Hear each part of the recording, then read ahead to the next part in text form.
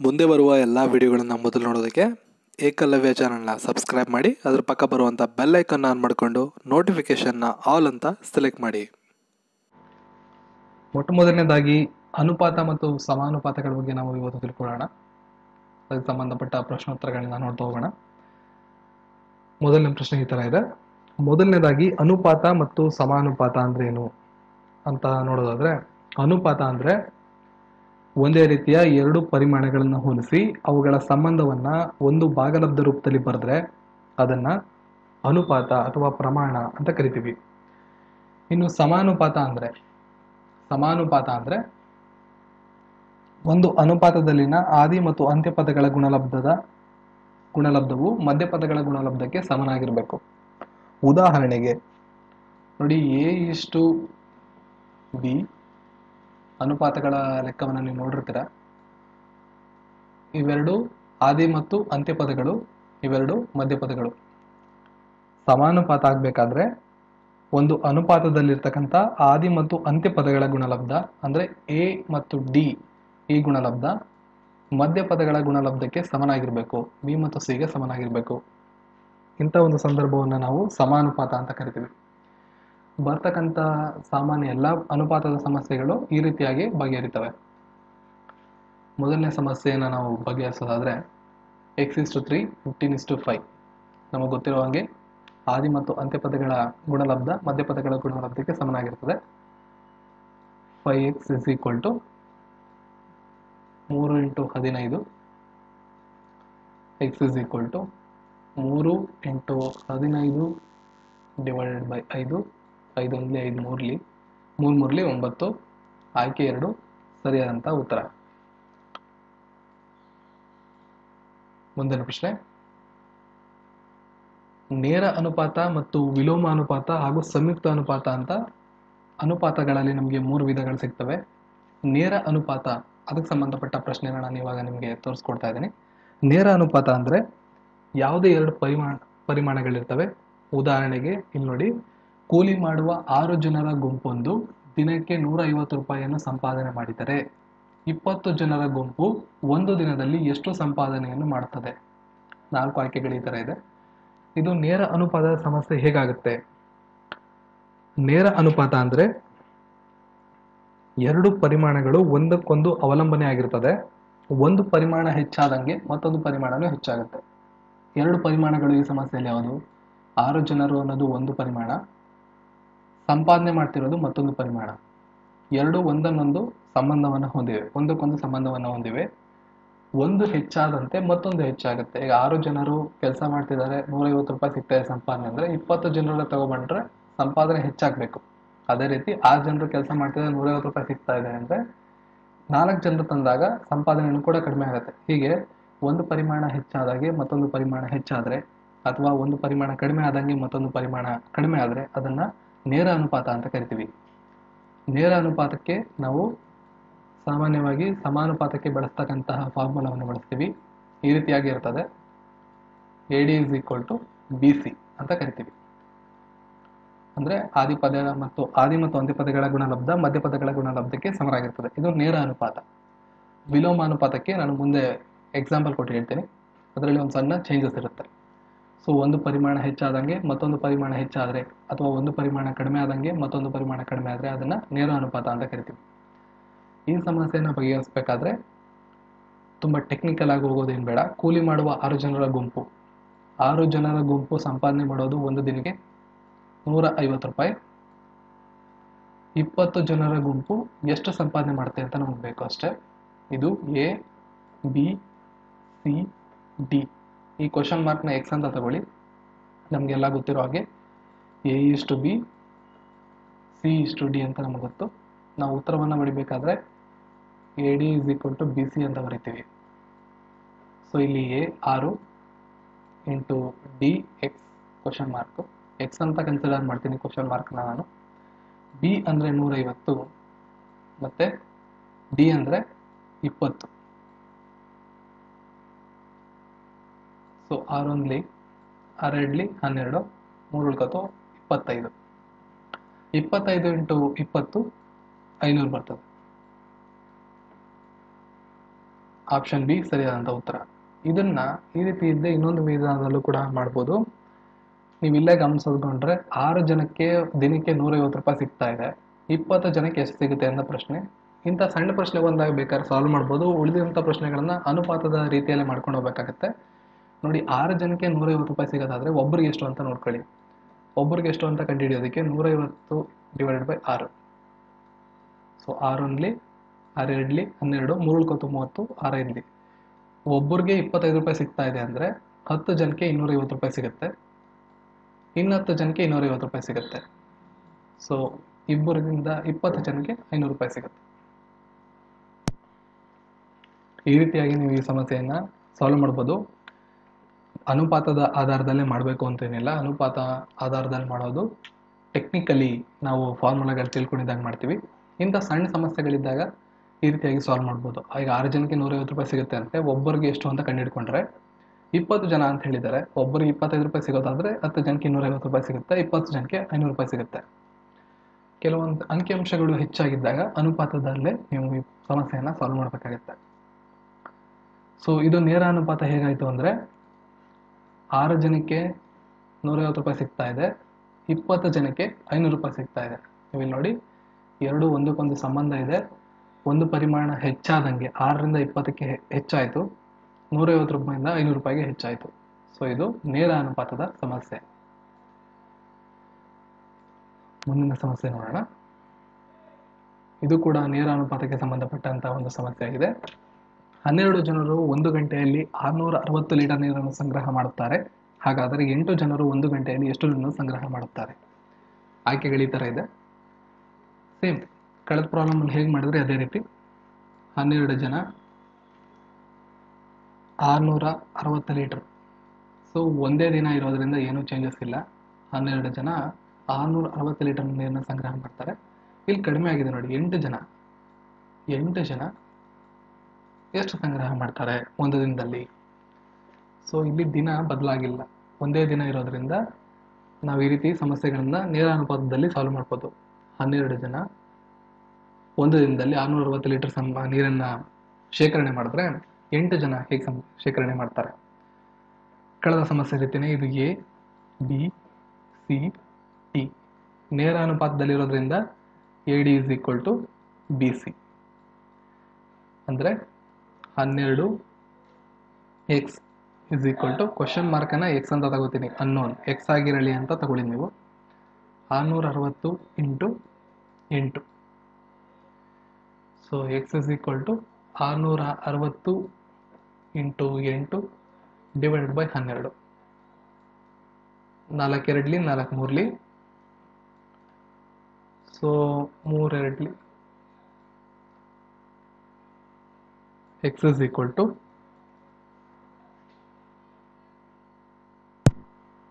So ನಿಮಗೆ finally ಉತ್ತರ ಇದು 440 ಲೀಟರ್ ಬರುತ್ತೆ. ಆಯ್ಕೆ 3 ಸರಿಯಾದಂಥ ಉತ್ತರ. ಸಿಂಪಲ್ ಆಗಿ ಇಲ್ಲಿ ಕ್ಯಾನ್ಸಲ್ ಮಾಡಬೇಕು ಅಂದರೆ 660 ಇಂಟು 8 ಡಿವೈಡ್ ಬೈ 12 ಇದೆ. 12 ಒಂದ್ಲಿ 12 ಐದ್ಲಿ 60 ಆಗುತ್ತೆ, ಮತ್ತೆ 6 ಉಳ್ಕೊತು 60 ಆಯಿತು, 12 ಐದ್ಲಿ 60, 55 ಇಂಟು 8 440. ಆಯ್ಕೆ 2 ಸರಿಯಾದಂಥ ಉತ್ತರ. ಈಗ ನೇರ ಅನುಪಾತದ ಸಮಸ್ಯೆಗಳಾಯ್ತು. ಈಗ ವಿಲೋಮ ಅನುಪಾತ.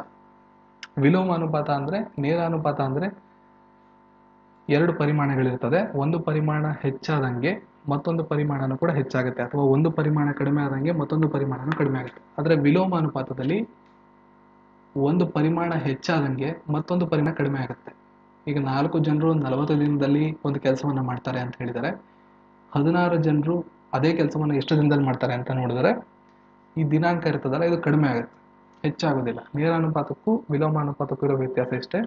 ನೇರ ಅನುಪಾತದಲ್ಲಿ ಎರಡು ಸಂಬಂಧಪಟ್ಟಂತ 2 ಪರಿಮಾಣಗಳು ಹೆಚ್ಚಾದರೆ ಒಂದು ಹೆಚ್ಚಾದರೆ ಮತ್ತೊಂದು ಹೆಚ್ಚಾಗುತ್ತೆ, ಒಂದು ಕಡಿಮೆ ಆದರೆ ಮತ್ತೊಂದು ಕಡಿಮೆ ಆಗುತ್ತೆ. ಆದರೆ ವಿಲೋಮ ಅನುಪಾತದಲ್ಲಿ ಒಂದು ಹೆಚ್ಚಾದಂಗೆ ಮತ್ತೊಂದು ಕಡಿಮೆ ಆಗುತ್ತೆ. ಈ ಒಂದು ಸಮಸ್ಯೆಯನ್ನು ನಾವು ಕಳೆದ ಸಮಸ್ಯೆ ರೀತಿಯೇ ಇದನ್ನು ಕೂಡ ಬರ್ಕೊಳ್ಳಿ. 4 ಜನ 40 ದಿನದಲ್ಲಿ ಕೆಲಸವನ್ನು ಮಾಡ್ತಾರೆ, 16 ಜನ ಎಷ್ಟು ದಿನದಲ್ಲಿ ಕೆಲಸವನ್ನು ಮಾಡ್ತಾರೆ? ವಿಲೋಮ ಅನುಪಾತದಲ್ಲಿ ಆಗುವಂಥ ಸಣ್ಣ ಬದಲಾವಣೆ ಏನಪ್ಪ ಅಂದರೆ A:B C:D ಇರ್ತದೆ ನೇರ ಅನುಪಾತದಲ್ಲಿ. ಆದರೆ ಇದು ವಿಲೋಮಾನುಪಾತದಲ್ಲಿ A:B D:C ಆಗುತ್ತೆ. ಇದು ವಿಲೋಮಾನುಪಾತದಲ್ಲಿ. ಇದು ನೇರ ಅನುಪಾತದಲ್ಲಿ. ಕೊಟ್ಟಿರ್ತಕ್ಕಂಥ ಸಮಸ್ಯೆ ವಿಲೋಮಾನುಪಾತ ಆಗಿದ್ರೆ ಇವೆರಡು ಎಕ್ಸ್ಚೇಂಜ್ ಆಗಬೇಕು. ಸಿ ಜಾಗಕ್ಕೆ ಡಿ ಬರಬೇಕು, ಡಿ ಜಾಗಕ್ಕೆ ಸಿ ಬರಬೇಕು. ಅದರ್ವೈಸ್ ನೇರ ಅನುಪಾತಕ್ಕೆ ಇರ್ತಕ್ಕಂಥ ಸಮಸ್ಯೆ ಇದರಲ್ಲೇ ನೀವು ಉಳಿದಂಥ ಸಮಸ್ಯೆಗಳನ್ನ ಬಗೆಹರಿಸ್ಬೋದು. ಸೊ ಇವಾಗ ಇಲ್ಲೇನಾಗುತ್ತೆ, AC = BD ಆಗುತ್ತೆ. ನಾವು ಉತ್ತರ ಕಂಡುಹಿಡಿಬೇಕಾದ್ರೆ ಈ ಸಣ್ಣ ಬದಲಾವಣೆ ಆಗುತ್ತೆ ವಿಲೋಮಾನುಪಾತದಲ್ಲಿ. ಸೊ ಆಸ್ ಯೂಶುವಲ್ ಇದು A, B, C, T ಇವೆರಡನ್ನ ಒಂದು ಗುಂಪು ಮಾಡಿ ಇದೆರಡನ್ನ ಒಂದು ಗುಂಪು ಮಾಡಿ ಸಾಲ್ವ್ ಮಾಡಬೇಕಾಗತ್ತೆ. ಸೊ ಫೈನಲಿ ನಿಮಗೆ ಸಿಗ್ತಕ್ಕಂಥ ಉತ್ತರ 4:40 16x ಅನ್ನೋನನ್ನ x ಅಂತ ತಗೊಳ್ಳಿ. ಸೊ 4 1 4 4 4 1 4 10 ಸರಿಯಾದಂಥ ಉತ್ತರ ಆಯ್ಕೆ 4 D. ಇನ್ನು ಸಿಂಪಲ್ ಆಗಿ ನಿಮ್ಗೆ ಅರ್ಥ ಆಗಬೇಕು ಅಂದರೆ ನೋಡಿ, 4 ಜನ 40 ದಿನ, 16 ಜನಕ್ಕೆ ಎಷ್ಟು ದಿನ? ವಿಲೋಮಾನುಪಾತ. ವಿಲೋಮಾನುಪಾತದಲ್ಲಿ A:B C:D ಬರಲ್ಲ, D:C ಬರುತ್ತೆ. ಅದರಿಂದ AC = BD ಆಗುತ್ತೆ ಇಲ್ಲಿ. ಸೊ ABCD ಅಂತಿದೆ. AC 4 × 40 = 16. ಕ್ವಶನ್ ಮಾರ್ಕ್ ಬದಲಿಗೆ x ಬರ್ಕೊಳ್ಳಿ. ಸೊ ಇಲ್ಲಿ 4 × 40 / 16 = x. 4 1 4 4 4 1 4 10 ಸರಿಯಾದ ಉತ್ತರ 10 ದಿನಗಳು. ಇಲ್ಲಿ ನೋಡಿ, ನೀವು ಗಮನಿಸ್ಬೋದು, ನಿಮಗೆ ಸಿಕ್ಕಿರೋ ಉತ್ತರ 10 ದಿನ. 4 ಜನ 40 ದಿನ ಎರಡು ಒಂದನ್ನೊಂದು ಸಂಬಂಧ ಹೊಂದಿರತಕ್ಕಂಥ ಪರಿಮಾಣಗಳು. 4 ಜನ 40 ದಿನ ಆಗುತ್ತೋ, ಆದರೆ 16 ಜನ ಪರಿಮಾಣ ಹೆಚ್ಚಾದಾಗೆ ದಿನ ಕಡಿಮೆ ಆಯಿತು, ಮತ್ತೊಂದು ಪರಿಮಾಣ ಕಡಿಮೆ ಆಯಿತು. ಒಂದು ಪರಿಮಾಣ ಹೆಚ್ಚಾದಾಗೆ ಮತ್ತೊಂದು ಪರಿಮಾಣ ಕಡಿಮೆ ಆಯಿತು. ಈ ಥರ ಸಮಸ್ಯೆಗಳನ್ನ ವಿಲೋಮಾನುಪಾತ ಅಂತ ಕರಿತೀವಿ. ವಿಲೋಮಾನುಪಾತಕ್ಕೆ ಮತ್ತೊಂದು ಉದಾಹರಣೆ ಇಲ್ಲಿದೆ. ನೀವು ಈ ಪ್ರಾಬ್ಲಮ್ ಅನ್ನು ಗಮನಿಸಿ. 10 ಆಕಳುಗಳನ್ನ 30 ದಿನಕ್ಕೆ ಬೇಕಾಗುವಂಥ ಹುಲ್ಲು, 10 ಆಕಳುಗಳಿಗೆ 30 ದಿನಕ್ಕೆ ಬೇಕಾಗುವಷ್ಟು ಹುಲ್ಲು ಇದೆ. ಹಾಗಾದರೆ ಅದೇ ಹುಲ್ಲನ್ನು 25 ಆಕಳುಗಳಿಗೆ ಎಷ್ಟು ದಿನ ಮೇಯಬಹುದು ಅಥವಾ ಮೇಯಿಸಬಹುದು? ಸೊ ಒಂದಿಷ್ಟು ಹುಲ್ಲಿದೆ, 10 ಆಕಳುಗಳು ಆ ಹುಲ್ಲನ್ನು 30 ದಿನಕ್ಕೆ ಬಳಸ್ಬೋದು. ಹಾಗಾದರೆ 25 ಆಕಳುಗಳು ಎಷ್ಟು ದಿನ ಬಳಸ್ಬೋದು ಆ ಹುಲ್ಲನ್ನು ತಮ್ಮ ಮೇವಿಗೆ ಅನ್ನೋದು ಪ್ರಶ್ನೆ. ಆಸ್ ಯೂಶುವಲ್ 10 30, ಹಾಗಾದರೆ 25ಕ್ಕೆ ಎಷ್ಟು? ವಿಲೋಮಾನುಪಾತದ ಸಮಸ್ಯೆ ಆಗಿರೋದ್ರಿಂದ ABCD 10 × 30 = 25 × x. ಕೊನೆಗೆ ನಮಗೆ 10 30 / 25 ಸಿಗುತ್ತೆ. 5 ಇಂದ ಕ್ಯಾನ್ಸಲ್ ಆಗುತ್ತೆ, 2 5 5 1 5 6 6 2 12, ಒಟ್ಟಾರೆ 12 ದಿನ ಬೇಕಾಗುತ್ತೆ. ನೋಡಿ, 10 ರಿಂದ 25ಕ್ಕೆ ಪರಿಮಾಣ ಹೆಚ್ಚಾಯಿತು, ಆದರೆ ದಿನ 30 ರಿಂದ 12ಕ್ಕೆ ಕಡಿಮೆ ಆಯಿತು. ಒಂದು ಪರಿಮಾಣ ಹೆಚ್ಚಾಯಿತು, ಮತ್ತೊಂದು ಪರಿಮಾಣ ಕಡಿಮೆ ಆಯಿತು. ಈ ರೀತಿ ಸಮಸ್ಯೆನ ವಿಲೋಮಾನುಪಾತ ಅಂತ ಕರಿತೀವಿ. ನೇರಾನುಪಾತ ಮತ್ತು ವಿಲೋಮಾನುಪಾತ ನಿಮ್ಗೆ ಅರ್ಥ ಆಗಿದೆ. ಮತ್ತೊಂದು ಸಮಸ್ಯೆ ಸಂಯುಕ್ತಾನುಪಾತ. ಇಲ್ಲಿ ಪರಿಮಾಣಗಳು 2ಕ್ಕಿಂತ ಹೆಚ್ಚಿರ್ತವೆ. ನೋಡಿ, 24 ಜನರು ಒಂದು ಕೆಲಸವನ್ನ ದಿನಕ್ಕೆ 7 ಗಂಟೆಯಂತೆ 27 ದಿನಗಳಲ್ಲಿ ಮಾಡುತ್ತಾರೆ. ಅದೇ ಕೆಲಸವನ್ನು 14 ಜನರು ದಿನಕ್ಕೆ 9 ಗಂಟೆಗಳಂತೆ ಎಷ್ಟು ದಿನ ಮಾಡುತ್ತಾರೆ? ಇದು ಕ್ವಶನ್ ಮಾರ್ಕ್. ಇಲ್ಲಿ ಪರಿಮಾಣ 3 ಇದೆ, 2ಕ್ಕಿಂತ ಹೆಚ್ಚು ಪರಿಮಾಣಗಳು ಬಂದರೆ ಅದನ್ನ ಸಂಯುಕ್ತ ಅನುಪಾತ ಅಂತ ಕರಿತೀವಿ. ಈ ಒಂದು ಸಮಸ್ಯೆ ಸಂಯುಕ್ತ ಅನುಪಾತಕ್ಕೆ ಒಂದು ಉದಾಹರಣೆ. 24 ಜನರು ಒಂದು ಕೆಲಸವನ್ನ 7 ಗಂಟೆ, ದಿನಕ್ಕೆ 7 ಗಂಟೆ ತರ 27 ದಿನದಲ್ಲಿ ಮಾಡಿದ್ರೆ, ಅದೇ ಕೆಲಸವನ್ನ 14 ಜನರು 9 ಗಂಟೆಗಳ ತರ ಎಷ್ಟು ದಿನ ಮಾಡ್ಬೋದು? ಈ ತರ ಸಮಸ್ಯೆಗಳು ಬಂದಾಗ ತುಂಬಾ ಕಾಂಪ್ಲಿಕೇಶನ್ ಮಾಡ್ಕೊಳ್ಳೋ ಅವಶ್ಯಕತೆ ಇಲ್ಲ. 24 ಜನ 7 ದಿನ 27, ಯಾವ ತರ ಕೊಟ್ಟಿರ್ತಾರೆ ಅದೇ ರೀತಿ ಬರ್ಕೊಳ್ಳಿ. 14 ಜನ 9 ಗಂಟೆ ಮತ್ತೆ ಎಷ್ಟು ದಿನ ಅಂತ ಕಂಡುಹಿಡಿಬೇಕು. ಈ ರೀತಿ ಸಮಸ್ಯೆಗಳನ್ನ ಈ ರೀತಿ ಬರ್ಕೊಟ್ಟಾಗ 24 ಜನ 7 ಗಂಟೆ ಥರ 27 ದಿನದಲ್ಲಿ ಕೆಲಸ ಮುಗಿಸ್ತಾರೆ, 14 ಜನ 9 ಗಂಟೆ ಥರ ಎಷ್ಟು ದಿನದಲ್ಲಿ ಕೆಲಸ ಮುಗಿಸ್ತಾರೆ. ಈ ಥರ ಬರದ ತಕ್ಷಣ ಈ ಥರ ಸಮಸ್ಯೆಗಳಲ್ಲಿ ಹೊರಗಡೆ ಇರ್ತಕ್ಕಂಥದ್ದು ಅಂದರೆ ನೇರವಾಗಿ ಆರ್ಡ್ರಲ್ಲಿ ಬರ್ಕೊಂಡಾಗ ಮಾತ್ರ, ನಾನೀಗ ಯಾವ ಆರ್ಡ್ರಲ್ಲಿ ಬರ್ತೀನಿ ಈ ರೀತಿ ಆರ್ಡ್ರಲ್ಲಿ ಬರ್ಕೊಂಡ್ರೆ ಮಾತ್ರ ಹೊರಗಡೆ ಇರ್ತಕ್ಕಂಥದ್ದಕ್ಕೆ ಅಪ್ ಆರೋ ಮಾರ್ಕನ್ನು ಹಾಕಬೇಕು. ಯಾವುದೇ ಸಮಸ್ಯೆ ಆಗಿರಲಿ ಹೊರಗಡೆ ನಾವು ಕೊನೆಯಲ್ಲಿ ಬರೆಯೋದು ಅಪ್ ಆರೋ ಮಾರ್ಕ್ ಆಗಿರ್ತದೆ.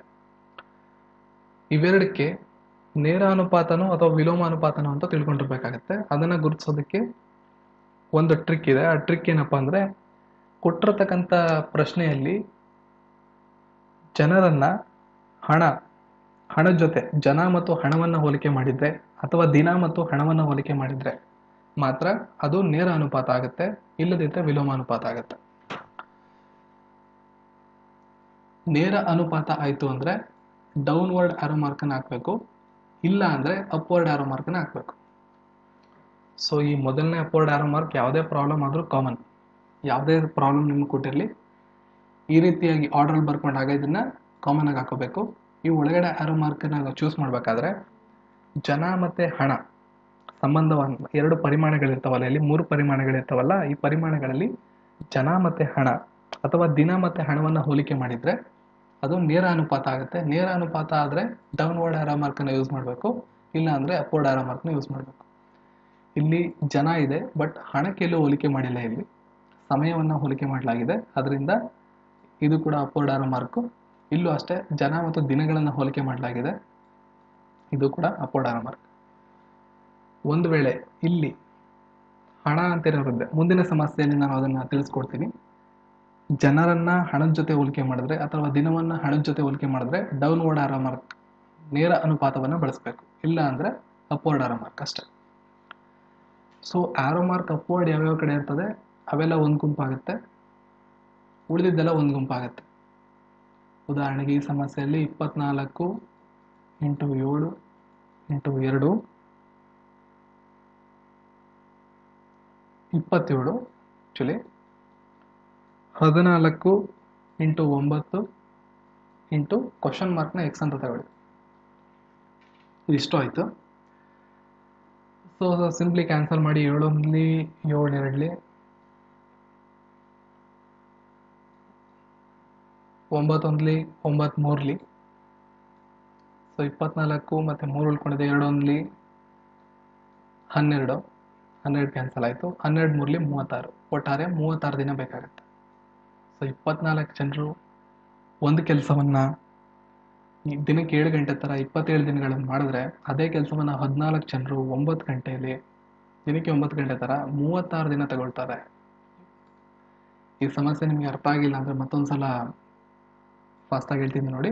24 ಜನ 7 ದಿನ 27 ಗಂಟೆ, 14 ಜನ 9 ಗಂಟೆ ಎಷ್ಟು ದಿನ ಅಂತ ಪ್ರಶ್ನೆ. ಈ ಥರ ಪ್ರಶ್ನೆನ ಈ ಥರ ಬರ್ಕೊಂಡ ತಕ್ಷಣ ಹೊರಗಡೆ first one upward arrow mark. ಎಲ್ಲ ಸಮಸ್ಯೆಗಳಿಗೂ ಇದೇ ರೀತಿ ಬರ್ಕೊಂಡಾಗ, ಸಪೋಸ್ ಇದನ್ನು ಒಳಗಡೆ ಬರ್ಕೊಂಡ್ರೆ ಒಳಗಡೆ ಬರ್ಕೋಬೇಕಾಗತ್ತೆ, ಕನ್ಫ್ಯೂಷನ್ ಆಗೋದು ಬೇಡ. ಸೊ ಇಲ್ಲಿ ಆರೋ ಮಾರ್ಕ್ನ ಚೂಸ್ ಮಾಡಬೇಕು, ಅಪ್ವರ್ಡೋ ಡೌನ್ವರ್ಡೋ ಅಂತ.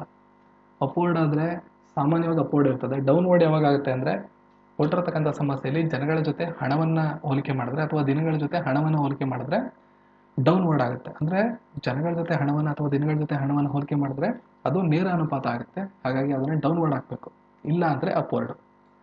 ಇಲ್ಲಿ ಕೆಲಸದ ಜೊತೆ ಹೋಲಿಕೆ ಮಾಡಲಾಗಿದೆ, ಸಮಯದ ಜೊತೆ ಹೋಲಿಕೆ ಮಾಡಲಾಗಿದೆ, ಹಾಗಾಗಿ ನೇರ ಅನುಪಾತಕ್ಕೆ ಬರಲ್ಲ, ಅಪ್ವರ್ಡ್. ಆರೋ ಮಾರ್ಕ್ ಅಪ್ವರ್ಡ್ ಯಾವ ಕಡೆ ಇರ್ತದೆ ಅದೆಲ್ಲ ಒಂದು ಜೋಡಿ ಆಗುತ್ತೆ ನೋಡಿ. ಇದು ಇಷ್ಟು 24 × 7 20 × 27 ಒಂದು ಗುಂಪಾದರೆ 14 × 9 × x ಒಂದು ಗುಂಪಾಗುತ್ತೆ, ಎರಡು ಈಕ್ವಲ್ ಆಗುತ್ತೆ.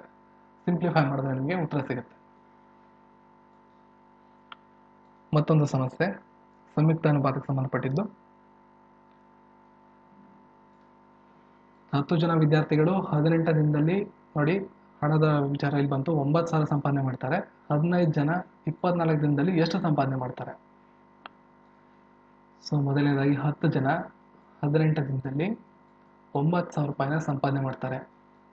ನಾನು ತುಂಬ ಟೆಕ್ನಿಕಲ್ ಆಗಿ ಹೇಳ್ತಿಲ್ಲ, ತುಂಬ ಈಸಿಯಾಗಿ ಹೇಳ್ತಾ ಇದ್ದೀನಿ ಎಕ್ಸಾಮಿನೇಷನ್ ದೃಷ್ಟಿಯಿಂದ. 15 ಜನ 24 ದಿನದಲ್ಲಿ ಎಷ್ಟು ಸಂಪಾದನೆ ಮಾಡ್ತಾರೆ? ಸೊ ಆಸ್ ಯೂಶುವಲ್ ನಮಗೆ ಗೊತ್ತಿರೋಂಗೆ ಹೊರಗಡೆ ಅದಕ್ಕೆ ಫಸ್ಟು ಅಪ್ ಆರೋ ಮಾರ್ಕ್. ಇಲ್ಲಿ ನೀವು ನೋಡಿ ಜನವನ್ನು ಹಣ ಸಂಪಾದನೆ ಜೊತೆ ಹೋಲಿಕೆ ಮಾಡಲಾಗಿದೆ, ಮತ್ತು ದಿನವನ್ನು ಕೂಡ ಹಣದ ಜೊತೆ ಹೋಲಿಕೆ ಮಾಡಲಾಗಿದೆ. ಹಾಗಾಗಿ ಎರಡೂ ಡೌನ್ವರ್ಡ್ ಇದು. ಜನ ಮತ್ತು ಹಣ, ದಿನ ಮತ್ತು ಹಣ ಸಂಪಾದನೆ ಅಂತ ಹೇಳಿರೋದ್ರಿಂದ ಹಣಕ್ಕೆ ಬರ್ತದೆ. ಎರಡೂ ಕೂಡ ಡೌನ್ವರ್ಡು. ಈ ಸಂದರ್ಭದಲ್ಲಿ ನೋಡಿ, ಇವು ಒಂದು ಜೋಡಿ ಆಗುತ್ತೆ. ಅಂದರೆ ಆರೋ ಮಾರ್ಕ್ ಯಾವ ಕಡೆ ಇರ್ತದೆ ಆದಷ್ಟು ಒಂದು ಜೋಡಿ, ಉಳಿದಿದ್ದೆಲ್ಲ ಒಂದು ಜೋಡಿ. 9,000 into 15 into 24 is equal to 10 into 18 into x. Question ಮಾರ್ಕ್ನ ಎಕ್ಸ್ ಅಂತ ತಗೊಳ್ಳಿ. ಇದಿಷ್ಟನ್ನು ನೀವು ಸಿಂಪ್ಲಿಫೈ ಮಾಡಿದ್ರೆ ನಿಮಗೆ ಉತ್ತರ ಆಪ್ಷನ್ ಬಿ 18,000 ಬರ್ತದೆ. ಸಿಂಪ್ಲಿಫೈ ಮಾಡಿ ನೋಡಿ, ಇದನ್ನು 18,000 ಬರ್ತದೆ. ಸೊ ಯಾವ ಥರ ಬರ್ಕೋಬೇಕು ಅನ್ನೋದು ನಿಮಗೆ ಗೊತ್ತಾಗಿದೆ. 10, 18, 9,000, 15, 24 ಕ್ವಶನ್ ಮಾರ್ಕ್. ಇದಕ್ಕೆ ಅಪ್ವರ್ಡ್ ಆರೋ ಮಾರ್ಕು. ಜನವನ್ನು ಹಣ ಜೊತೆ ಕಂಪೇರ್ ಮಾಡಲಾಗಿದೆ, ದಿನಗಳನ್ನು ಕೂಡ ಹಣ ಜೊತೆ ಕಂಪೇರ್ ಮಾಡಲಾಗಿದೆ. ಎರಡೂ ಡೌನು. ಈ ಆರೋ ಮಾರ್ಕ್ ಇರೋವೆಲ್ಲ ಒಂದು ಗುಂಪು, ಉಳಿದಿದ್ದೆಲ್ಲ ಒಂದು ಗುಂಪು. ಈ ಕ್ವಶನ್ ಮಾರ್ಕ್ನ ಎಕ್ಸ್ ಅಂತ ತಗೊಳ್ಳಿ. ಇದನ್ನು ನೀವು ಕಂಡುಹಿಡಬೇಕಾಗಿರೋದು. ಕೊನೆಯದಾಗಿ ನಿಮಗೆ ಉತ್ತರ 18,000 ಬರ್ತದೆ. ಸ್ನೇಹಿತರೆ, ಇದಾಗಿತ್ತು ಅನುಪಾತಗಳು ಮತ್ತು ಸಮಾನುಪಾತಗಳಿಗೆ ಸಂಬಂಧಪಟ್ಟಂತಹ ಸಮಸ್ಯೆಗಳು. ಈಗ ಕೆಲವೊಂದು ಟ್ರಿಗ್ನೋಮೆಟ್ರಿಗೆ ಸಂಬಂಧಪಟ್ಟಂತಹ ಸಮಸ್ಯೆಗಳ ಎಕ್ಸಾಮಿನೇಷನ್ಲಿ 1 or 2 ಕ್ವಶನ್ಸ್ ಬರ್ತದೆ. ಅದನ್ನು ಕೂಡ ನಿಮ್ಗೆ ಇಲ್ಲಿ ಕ್ಲಿಯರ್ ಮಾಡ್ತೀನಿ ನಾನು.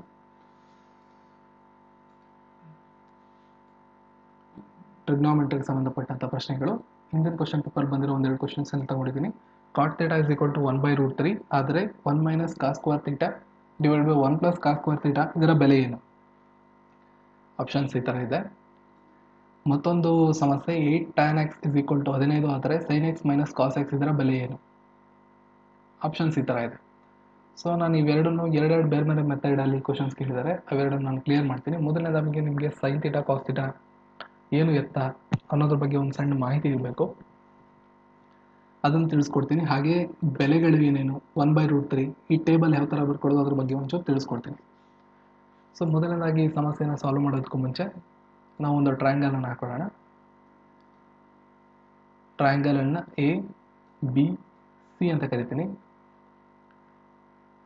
ಇದು ಅಡ್ಜಸೆಂಟ್ ಸೈಡ್, ಇದು ಆಪೋಸಿಟ್ ಸೈಡ್, ಇದು hypotenuse side. Opposite, adjacent, hypotenuse. Sine theta ಅಂತ ಬರೀಬೇಕಾದ್ರೆ ಇದು 90 ಡಿಗ್ರಿ ಆ್ಯಂಗಲ್. ಇದು ಆಪೋಸಿಟ್ ಬೈ ಹೈಪೋಟೆನಿಯಸ್ ಅಂತ ಬರ್ಕೋಬೇಕು. So opposite by hypotenuse sine theta. Cos theta adjacent by hypotenuse. tan theta ಇದೆಯಲ್ಲ, tan theta is sin theta by cos theta. ಮೊದಲನೇದಾಗಿ sin theta ಮತ್ತು cos theta ನೆನ್ಪಿಟ್ಕೊಳ್ಳಿ. ಈ ಚಿತ್ರವನ್ನು ನೆನ್ಪಿಟ್ಕೊಳ್ಳಿ. ಒಂದು ಟ್ರಯಾಂಗಲ್ ಇದೆ, 90 ಡಿಗ್ರಿ ಆ್ಯಂಗಲ್ಲು. ಈ ಕಡೆ ಎ ಮತ್ತು ಬಿ, ಎ ಬಿ ಸಿ ಅಂತ ನಾನು ಇದನ್ನು ರೆಪ್ರೆಸೆಂಟ್ ಮಾಡಿದ್ದೀನಿ. ಎ ಬಿನ ಆಪೋಸಿಟ್ ಸೈಡ್ ಅಂತ ಕರಿತೀವಿ, ಬಿ ಸಿನ ಅಡ್ಜಸೆಂಟ್ ಸೈಡ್ ಅಂತ ಕರಿತೀವಿ, ಎ ಮತ್ತು ಸಿನ ಹೈಪೋಟೆನಿಯಸ್ ಸೈಡ್ ಅಂತ ಕರಿತೀವಿ. ಸೈನ್ ಥೀಟಾ ಅಂದರೆ opposite by hypotenuse, cos theta adjacent by hypotenuse, tan theta ಅಂದರೆ sine theta by cos theta. ಅಂದರೆ ನಮಗೆ ಟ್ಯಾನ್ ಥೀಟಾನ ಸಾಲ್ವ್ ಮಾಡಿದಾಗ ಏನು ಸಿಗುತ್ತೆ? ಆಪೋಸಿಟ್ ಬೈ ಅಡ್ಜಸೆಂಟ್ ಸಿಗುತ್ತೆ. ಯಾಕಂದರೆ ಎರಡು ಕಡೆ ಹೈಪೋಟೆನಿಯಸ್ ಇದೆ, ಕ್ಯಾನ್ಸಲ್ ಆಗುತ್ತೆ. ಆ್ಯಂಡ್ ಇದನ್ನು ಇಟ್ಕೊಂಡು ಇನ್ನೂರನ್ನು ಕೂಡ ಕಂಡುಹಿಡಿಬೋದು. ಇನ್ನೂರು ಯಾವುದು? ಕೋಸಿಕೆನ್ ಥೀಟಾ. ಕೋಸಿಕೆನ್ ಥೀಟಾ ಅಂದರೆ 1/sin ಥೀಟಾ ಅಂತ. 1/sin theta. ಸೈನ್ ಥೀಟಾ ಜಾಗದಲ್ಲಿ ಇರೋದನ್ನು ಅಪ್ಲೈ ಮಾಡಿದ್ರೆ ಹೈಪೋಟೆನಿಯಸ್ ಬೈ ಆಪೋಸಿಟ್ ಆಗುತ್ತೆ. ಇನ್ನು ಸೀಕೆನ್ ಥೀಟಾ ಅಂತ ಬರ್ತದೆ. ಸೀಕೆನ್ ಥೀಟಾ ಅಂದರೆ 1/cos ಥೀಟಾ. ಕಾಸ್ ಥೀಟಾ ನಮಗೆ ಗೊತ್ತು, ಇದನ್ನ ಇಲ್ಲಿ ಅಪ್ಲೈ ಮಾಡಿ ಸಿಗುತ್ತೆ. ಇನ್ನು ಕಾಟ್ ಥೀಟಾ. ಕಾಟ್ ಥೀಟಾ ಅಂದರೆ 1/tan ಥೀಟಾ. ಟ್ಯಾನ್ ಥೀಟಾ ಏನು ಅಂತ ನಮಗೆ ಗೊತ್ತು, ಅಪ್ಲೈ ಮಾಡಿ ಸಿಗುತ್ತೆ. ಇದಿಷ್ಟು ಸಮ್ ಬೇಸಿಕ್ ಇನ್ಫಾರ್ಮೇಷನ್ ಟ್ರಿಗ್ನೋಮೆಟ್ರಿಯ ಫಂಕ್ಷನ್ಸ್ ಬಗ್ಗೆ. ತುಂಬ ಡೀಪ್ ಇಲ್ಲ, ಸಿಂಪಲ್ ಎಕ್ಸ್ಪ್ಲನೇಷನ್ನು. ಇಷ್ಟನ್ನು ತಿಳ್ಕೊಂಡ್ರೆ ಸಾಕು ನಿಮಗೆ ಎಕ್ಸಾಮಿನೇಷನ್ಗೆ, ಇದೇನು ಬೇಕಾಗಿಲ್ಲ. ಇಲ್ಲಿ ನಮಗೆ ಕಾಟ್ ಥೀಟಾ 1/√3 ಅಂತ ಕೊಟ್ಬಿಟ್ಟಿದ್ದಾರೆ. 1 - cos square theta 1 + cos square theta ಅಂತ ಕೊಟ್ಟಿದ್ದಾರೆ. ಇದನ್ನ ಈಕ್ವೇಷನ್ ರೂಪದಲ್ಲಿ ಸಾಲ್ವ್ ಮಾಡ್ಬೋದು, ಬಟ್ ಎಕ್ಸಾಮ್ಸಲ್ಲಿ ಆ ಥರ ಮಾಡೋದ್ರಿಂದ ತುಂಬ ಸಮಯ ಅವಕಾಶ ಸಮಯ ಇರ್ತದಲ್ಲ ಅದನ್ನು ತುಂಬ ಕನ್ಸ್ಯೂಮ್ ಆಗುತ್ತೆ. ಅದ್ರ ಬದಲಾಗಿ ಒಂದು ಟೇಬಲ್ ಇದೆ, ಟೇಬಲ್ ಬಗ್ಗೆ ನೀವು ಸ್ವಲ್ಪ ತಿಳ್ಕೊಂಡ್ರೆ ಭಾಳ ಸುಲಭವಾಗಿ ಅದನ್ನು ಅರ್ಥ ಮಾಡ್ಕೊ. ಸೊ ಇಲ್ಲಿ ಒಂದು ಟೇಬಲ್ ಇದೆ ನಿಮಗೆ, ಇಲ್ಲಿ ಡಿಗ್ರಿಯಲ್ಲಿ ಕೊಟ್ಟಿದ್ದೀನಿ, ಇಲ್ಲಿ ರೇಡಿಯನ್ನಲ್ಲಿದೆ. ಈ ಟೇಬಲ್ನ ನೋಡ್ಕೊಂಡ್ರೆ ನೀವು ಯಾವುದೇ ಪ್ರಾಬ್ಲಮ್ಸ್ ಕೊಟ್ಟರು ಸಾಲ್ವ್ ಮಾಡ್ಬೋದು. ಸೊ ಸಾಮಾನ್ಯವಾಗಿ ಡಿಗ್ರಿಯಲ್ಲಿ 0 ಡಿಗ್ರಿಗೆ 30, 45, 60, 90 ಮತ್ತು ರೇಡಿಯನಲ್ಲಿ 5/6, 5/4. ರೇಡಿಯನ್ಗೂ ಡಿಗ್ರಿಗೂ ಏನು ವ್ಯತ್ಯಾಸ ಇಲ್ಲ ನೋಡಿ. ಇವಾಗ 30 ಡಿಗ್ರಿ ಇದೆ, 30 ಡಿಗ್ರಿನ ರೇಡಿಯನ್ಗೆ ಕನ್ವರ್ಟ್ ಮಾಡಬೇಕು ಅಂದರೆ 5/180 ಜೊತೆ ಮಲ್ಟಿಪ್ಲೈ ಮಾಡಬೇಕು. 5/180 ಇಂಟು 30, 10 ಕ್ಯಾನ್ಸಲ್, 3 1 3 6 ಅದೇ 5/6. ಅದೇ ರೀತಿ 5/4, 5/3, 5/2. ಸೊ ಡಿಗ್ರಿ ರೇಡಿಯನ್ ಎರಡೂ ನೆನ್ಪಿಟ್ಕೊಳ್ಳಿ. ಸೈನ್ ಥೀಟಾ ಆ್ಯಂಗಲಲ್ಲಿ ಸೈನ್ 0 ಥೀಟಾಗೆ 0 ಕೊಟ್ಟರೆ 0 ಆಗುತ್ತೆ. ಸೈನ್ 30 ಡಿಗ್ರಿ ಅಥವಾ ಸೈನ್ 5/6ಗೆ 1/2 ಆಗುತ್ತೆ. 45 ಡಿಗ್ರಿಗೆ 1/2, 60 ಡಿಗ್ರಿಗೆ √3/2, 90 ಡಿಗ್ರಿಗೆ 1. ನೀವು ಗಮನಿಸ್ಬೋದು ಸೈನ್ ಥೀಟಾ ಮತ್ತು ಕಾಸ್ ಥೀಟಾನ ಒಂದು ಕಲರಲ್ಲಿ ಶೇಡ್ ಮಾಡಲಾಗಿದೆ. ಕಾರಣ ಏನಪ್ಪ ಅಂದರೆ ಸೈನ್ ಥೀಟಾ ಒಂದನ್ನು ನೀವು ನೆನ್ಪಿಟ್ಕೊಂಡ್ರೆ ಕಾಸ್ ಥೀಟಾನ ಆರಾಮ ಬರೀಬೋದು. ಸೊ ಡಿಗ್ರಿ ಸೇಮ್ ಇರಲಿ, 0, 30, 45, 60, 90. ಸೈನ್ ಥೀಟಾ ಏನು 0, 1/2, 1/2, √3/2, 1. ಹಾಗಾದರೆ ಕಾಸ್ ಥೀಟಾ ಏನು ಬರೆಯೋದು, ಈ ಕಡೆಯಿಂದ ಬರ್ಕೋಬೋದು. ಸೈನ್ ಥೀಟಾ ಏನು ಬರ್ಕೊಂಡಿರ್ತಾರ ಅದರ ಆಪೋಸಿಟ್ ಸೈಡಿಂದ ಕಾಸ್ ಥೀಟಾ 1, √3/2, 1/2, 1/2, 0. ಸೈನ್ ಥೀಟಾ ಹೆಂಗೆ ಬರ್ಕೊಂಡಿರ್ತಾರೆ, ಸೈನ್ ಥೀಟಾ ಒಂದನ್ನು ನೀವು ನೆನ್ಪಿಟ್ಕೊಂಡ್ರೆ ಕಾಸ್ ಥೀಟಾ ಇದರ ಆಪೋಸಿಟಿಂದ ಬರ್ಕೊಬರೋದು, ಈ ಕಡೆಯಿಂದ ಬರ್ಕೊಬರೋದು ಅಷ್ಟೇ. ಕ್ಲಿಯರ್? ಟ್ಯಾನ್ ಥೀಟಾ ಬರೀಬೇಕು. ಟ್ಯಾನ್ ಥೀಟಾ ಅಂದ್ರೆ ಏನು, sine theta by cos theta. Tan theta sine theta by cos theta. So 0 ಡಿಗ್ರಿಗೆ 0/1 0, 1/2 ಡಿವೈಡೆಡ್ ಬೈ √3/2, 2 ಕ್ಯಾನ್ಸಲ್, 1/√3, 1/√2, 1/√2 ಎರಡೂ ಕ್ಯಾನ್ಸಲ್ ಆಗುತ್ತೆ, 1 ಉಳ್ಕೊತು. √3/2 ಡಿವೈಡೆಡ್ ಬೈ 1/2, 2 ಕ್ಯಾನ್ಸಲ್, √3 ಉಳ್ಕೊಳುತ್ತೆ. 1/0, 1/0 ಅಂದರೆ ಡಿಫೈನ್ ಮಾಡೋಕ್ಕಾಗಲ್ಲ, ಅನ್ಡಿಫೈನ್ ಅಂತ. ಅನ್ಡಿಫೈನ್ಗೆ ನಾವು ಮ್ಯಾಥಮೆಟಿಕ್ಸಲ್ಲಿ ಇನ್ಫಿನಿಟಿ ಅಂತ ಕರ್ಕೋತೀವಿ. ಸೊ ಅದರಿಂದ ಇನ್ಫಿನಿಟಿ ಅಂತ ಅದನ್ನು ತಿಳ್ಕೊಂಡಿರಿ, ಅಥವಾ ಅನ್ಡಿಫೈನ್ ಅಂತಲೂ ಬರ್ಕೋಬೋದು ಇದನ್ನು. 1/0. ಇನ್ನುಳಿದಂತೆ ಟೇಬಲ್ಗಳಲ್ಲಿ ಉಳಿದಿರತಕ್ಕಂಥ ಸಮಸ್ಯೆಗಳನ್ನು ನಾವು ಅಂದರೆ ಕೊಸಿಕೆಂಟ್ ಇರ್ಬೋದು, ಸೀಕೆಂಟ್ ಇರ್ಬೋದು, ಕಾಟ್ ಥೀಟಾ ಇರ್ಬೋದು. ನೋಡಿ ಇವೆರಡು ಶೇಡ್ ಮಾಡಿದ್ದೀನಿ, ನಿಮ್ಮೆಲ್ರಿಗೂ ಮೇಲ್ಗಡೆ ನಾನು ತಿಳಿಸ್ಕೊಟ್ಟಿದ್ದೆ. ಸೈನ್ ಥೀಟಾ ಮತ್ತು ಕೊಸಿಕೆನ್ ಥೀಟಾಗೆ ಒಂದು ರಿಲೇಷನ್ ಇದೆ. Sine theta is nothing but by 1 ಕೊಸಿಕೆನ್ theta. ಈ ಕೊಸಿಕೆನ್ ಥೀಟಾನ ಈ ಕಡೆ ಹಾಕೊಂಡ್ರೆ ಸೈನ್ ಥೀಟಾ ವ್ಯಾಲ್ಯೂಸ್ ನಮಗೆ ಗೊತ್ತು. ಸೈನ್ ಥೀಟಾ ವ್ಯಾಲ್ಯೂಸ್ ಏನಿರ್ತದೆ ಅದರ ರೆಸಿಪ್ರೋಕಲ್ ಇದಾಗಿರ್ತದೆ. ಸೊ ಕೊಸಿಕೆನ್ ಥೀಟಾವನ್ನು ನೀವು ಬರೆದ್ರೆ ಈ ಮಾರ್ಕಲ್ಲಿ, ಸೀಕೆನ್ ಥೀಟಾನ ಅದರ ಆಪೋಸಿಟ್ ಒಂದು ಬರ್ಕೊಬರ್ಬೋದು. ಸೈನ್ ಥೀಟಾ ಕಾಸ್ ಥೀಟಾ ಹೇಗೋ ಅದರಿಂದನೇ ಇವೆರಡನ್ನು ಒಂದು ಕಲರಲ್ಲಿ ಶೇಡ್ ಮಾಡಲಾಗಿದೆ, ಗಮನಿಸ್ಕೊಳ್ಳಿ. ಕೊಸಿಕೆನ್ ಥೀಟಾ 1 ಮಾರ್ಕ್ ಒಂದು ಸೈಡಿಂದ ಹೆಂಗೆ ಬರ್ಕೋಯ್ತೀರಾ ಅದರ ಆಪೋಸಿಟ್ ಸೈಡಿಂದ ಬರ್ಕೊಬರ್ಬೋದು. ಸೊ ಇಲ್ಲಿರ್ತಕ್ಕಂಥದ್ದು ಇಲ್ಲಿ ಬರ್ತದೆ, ಇಲ್ಲಿರ್ತಕ್ಕಂಥದ್ದು ಇಲ್ಲಿ ಬರ್ತದೆ, ಇದು ಸೇಮ್ ಇರ್ತದೆ, ಇಲ್ಲಿರ್ತದೆ. ಸೊ ರೈಟಿಂದ ಲೆಫ್ಟ್ ಹೋಗ್ತೀರಾ, ಲೆಫ್ಟಿಂದ ರೈಟ್ ಬರ್ತೀರಾ ಅಷ್ಟೇ. ಅದೇ ರೀತಿ ಟ್ಯಾನ್ ಥೀಟಾ ಏನು ಬರ್ಕೊಂಡಿರ್ತೀರ ಈ ಮಾರ್ಕಲ್ಲಿ ಅದನ್ನು ಕಾಟ್ ಥೀಟಾ ಆಪೋಸಿಟ್ ಬರ್ಕೊಬರೋದು ಅಷ್ಟೇ. ಇದಿಷ್ಟು ರಿಲೇಷನ್ಶಿಪ್. ಈಗ ನಮ್ಮ ಮೇಲ್ಗಡೆ ಕಾಟ್ ಥೀಟಾ 1/√3 ಅಂತ ಕೊಟ್ಟಿದ್ದಾರೆ ನಮಗೆ ಈ ಟೇಬಲ್ ಗೊತ್ತಿತ್ತು ಅಂದರೆ ವಿತಿನ್ ಸೆಕೆಂಡ್ಸಲ್ಲಿ ನಾವು ಸಾಲ್ವ್ ಮಾಡ್ಬೋದು. ಕಾಟ್ ಥೀಟಾ 1/√3 ಅವ್ರು ಕೊಟ್ಟಿರೋದು ಪ್ರಾಬ್ಲಮ್ ಇಲ್ಲಿದೆ. Cot theta 1/√3.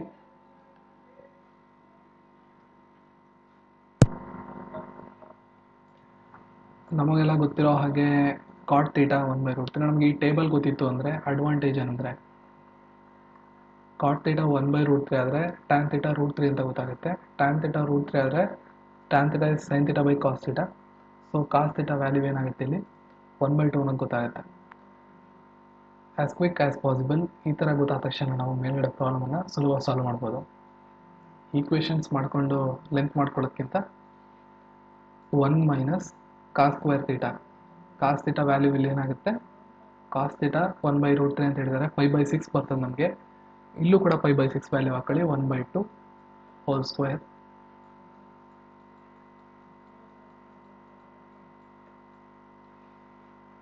ನೋಡಿ 1 ಮೈನಸ್ 1/4 1 ಪ್ಲಸ್ 1/4 ಮೇಲ್ಗಡೆದು 3/4 ಕೆಳಗಡೆದು 5/4 4 ಕ್ಯಾನ್ಸಲ್ ಆದರೆ ಸಿಗ್ತಕ್ಕಂಥ ಉತ್ತರ 3/5. ಸೊ ಆಪ್ಷನ್ 4 ಸರಿಯಾದಂಥ ಉತ್ತರ ಆಗುತ್ತೆ.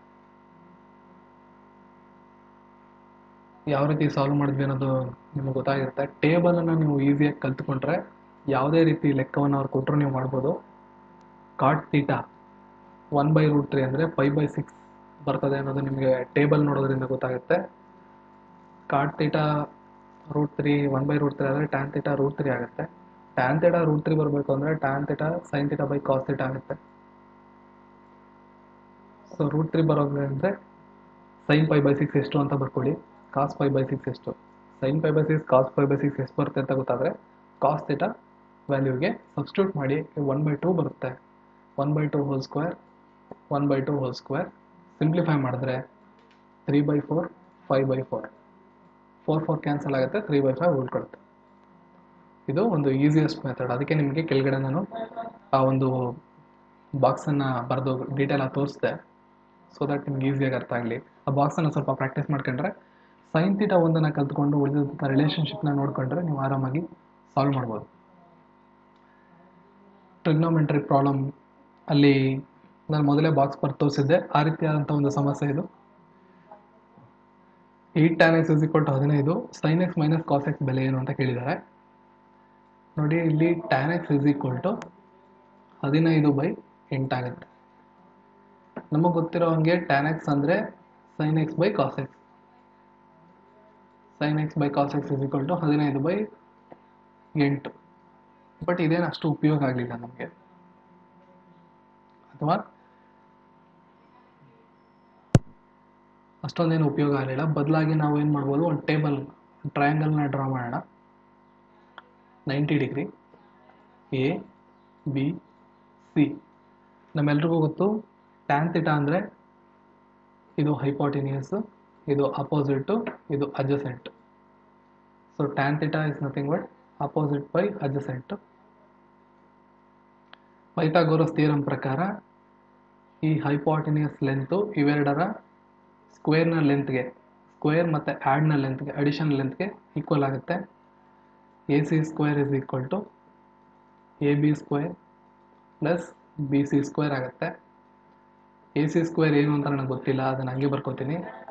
AB² ಇದೆಯಲ್ಲ, ಅದು 15² ಪ್ಲಸ್ BC² 8². 225 ಪ್ಲಸ್ 64 289. AC² 289 ಆದರೆ AC √289 ಆಗುತ್ತೆ. √289 17 ಆಗುತ್ತೆ. ಅವ್ರು ಕೇಳಿರೋದನ್ನು ಸೈನ್ ಎಕ್ಸ್. ಸೊ ನಮಗೆ ಗೊತ್ತಿರೋ ಹಾಗೆ ಸೈನ್ ಎಕ್ಸ್ ಅಂದರೆ ಆಪೋಸಿಟ್ ಬೈ ಹೈಪೋಟೆನ್ಯೂಸ್. ಆಪೋಸಿಟ್ ಎಷ್ಟಿದೆ 15, ಹೈಪೋಟೆನ್ಯೂಸ್ 17. ಅದೇ ರೀತಿ ಕಾಸ್ ಎಕ್ಸ್ ಅಂದರೆ ಅಡ್ಜಸೆಂಟ್ ಬೈ ಹೈಪೋಟೆನ್ಯೂಸ್. ಅಡ್ಜಸೆಂಟ್ ಎಷ್ಟಿದೆ 8, ಹೈಪೋಟೆನ್ಯೂಸ್ 17. ಸೊ ಅವ್ರು ಕೊಟ್ಟರಕ್ಕೆ ಸಬ್ಸ್ಟಿಟ್ಯೂಟ್ ಮಾಡಿ.